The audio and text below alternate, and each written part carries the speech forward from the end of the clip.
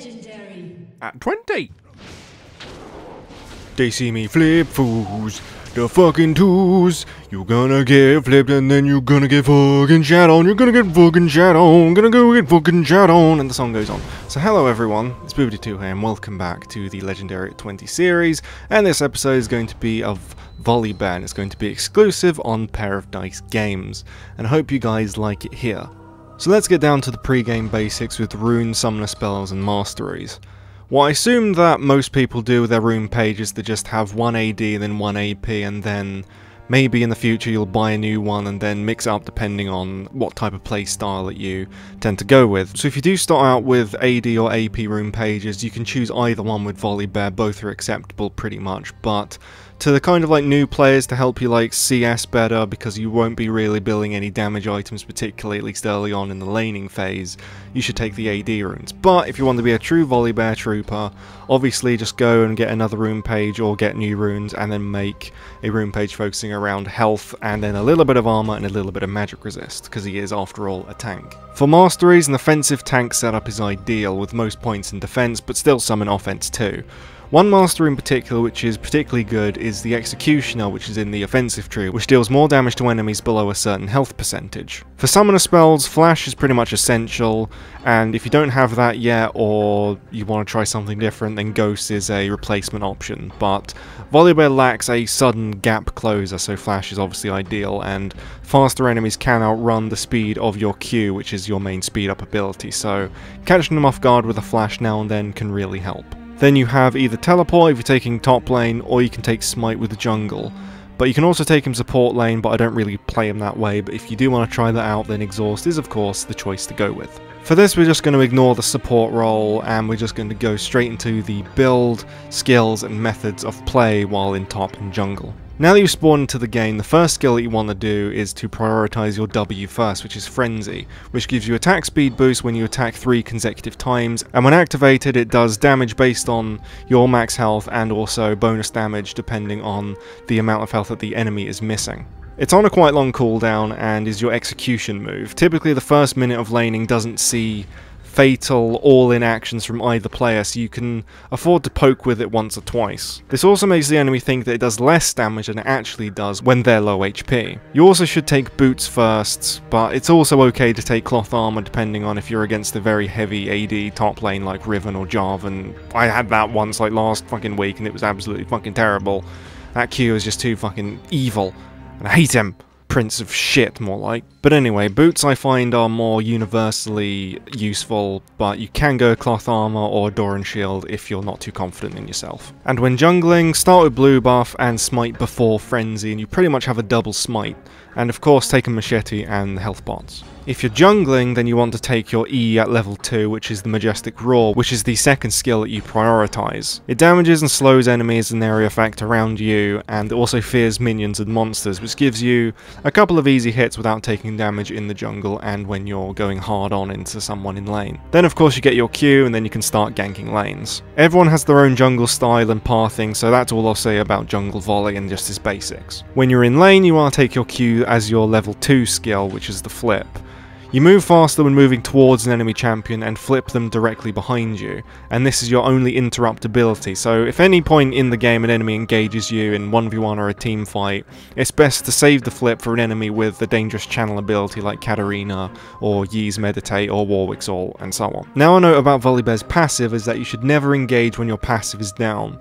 Your passive heals you for 30% of your maximum health over a few seconds when your health gets dangerously low. The speed at which it operates is pretty rapid and pretty much forces enemies to think that you only have a few hits left on you, and then they dedicate themselves to the kill, while all the while you're healing off their damage and you're whittling them down slowly. So the play to engage an enemy when you have all of your abilities up is make sure that your passive is up, then you want to try and surprise the enemy with the surprise engage with your flip, which is difficult if the enemy is ranged and has a mobility spell like fucking Teemo. If you get matched against the fucking Teemo when you're playing Volibear top lane, I seriously wish you luck. That little fuck rat.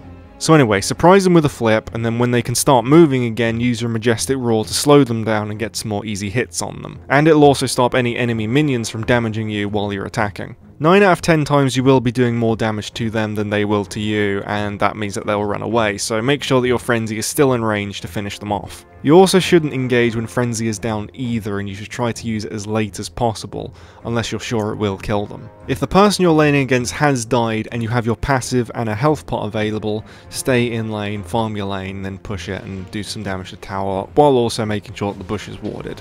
But if your passive is down, then definitely recall if you're playing top volley. Now for the general build of Volibear now that you've done your first back. HP and attack speed items are the main focusing, with a dressing of AP is the way to go with Volibear.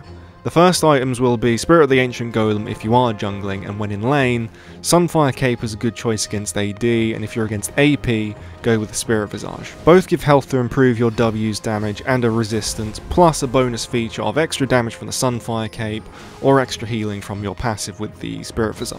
And your boot choice will be the Boots of Swiftness for extra speed and slow resistance. You can interchange those items depending on how you want to play, and a specific build order isn't exactly necessary. You could start with a Blade of the Ruin King, or Trinity Force, Frozen Heart, Zephyr. There's all different kinds of options, but here's just a quick list of the most effective options, and you should use them situationally. There's Spirit of the Ancient Golem if you're going with jungle, Sunfire Cape or Spirit Visage as your first items, and Boots of Swiftness for your initial choice. Then you have Frozen Heart, which is really good when you need to try and push other lanes as well, if you have pretty much certainty that you're going to take the enemy's tower before they take yours, and you can go down to mid lane and do some stuff.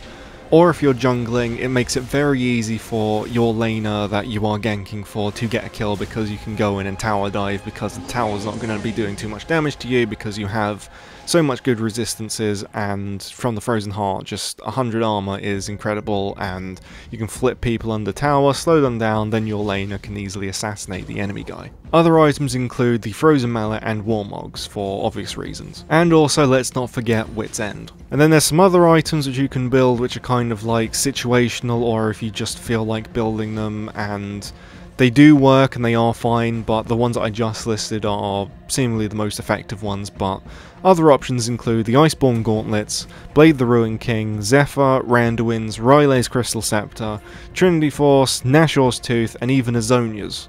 I really do need to try out the Zonia sometime, because I can just imagine it. You go in, you flip someone, you activate the Zonias, enemies will all bunch up and your team will start to engage, and you come out of it when you've activated your ult, and you'll be doing massive amounts of damage in the middle of them all at once. You'll just be tearing the shit out of them, and they wonder where the hell it's even coming from. Speaking of Volibear's ult as well, this is your main source of battle damage. It lasts for quite a long time and has a low cooldown after building some reduction items. Early on, when in lane and in mid game, you should use it if the enemy has no escape plan after your initial engage, so that you can actually take full effect and use of it.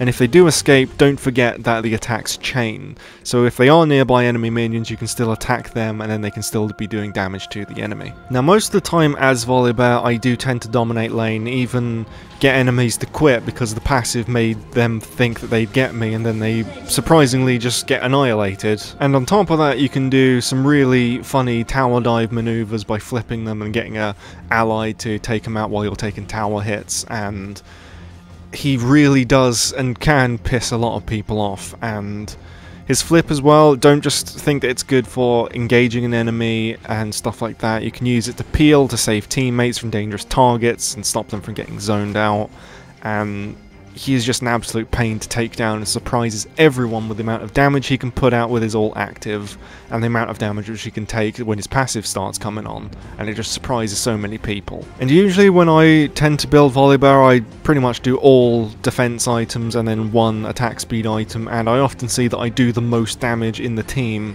if not the entire game, and he is just simply incredible. And if you get good with Volibear, then you will be unbearable. So anyway, hopefully you have enjoyed this video, and if you did, remember to leave a like rating if you'd be so kind as to do so, and subscribe if you're not subscribed already.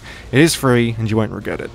Shout of love to my sweet Reddit honeys, and I'll see you next time. Thank you for watching, and goodbye.